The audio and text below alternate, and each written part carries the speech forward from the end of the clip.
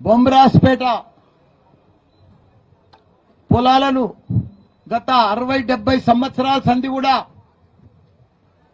వాళ్ళు పట్టాతోటి వ్యవసాయం చేసుకునే రైతులను ఇప్పుడు ఒక దొంగలు పడ్డట్టు పడి ఆ ల్యాండ్ అంతా కూడా 1049 ఎకరాలు ఏదో పాత పేరు చెప్పి దోసుకుందామని ఈ గవర్నమెంట్ వస్తున్నందుకు దీనికి అందరినీ కూడా రైతులను కాపాడే బాధ్యత మా మీద ఉన్నది.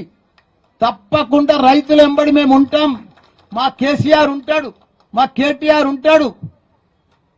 రైతుల రాజ్యం మన టిఆర్ఎస్ ప్రభుత్వం అప్పుడు ఉన్నప్పుడు బ్రహ్మాండంగా జరిగింది. కానీ ఇప్పుడు కాంగ్రెస్ వచ్చిన వద్దుగా బాధలే బాధలు, బాధలే బాధలు, కబ్జలే కబ్జలు, కబ్జలే కబ్జలు.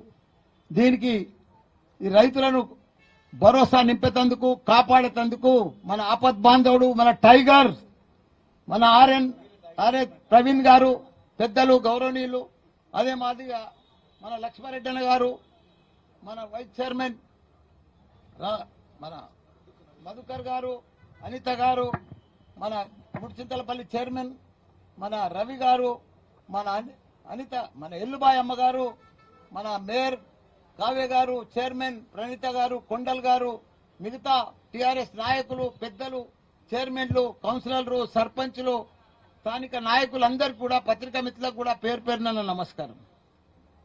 నాకు బాగా తెలుసు, నేను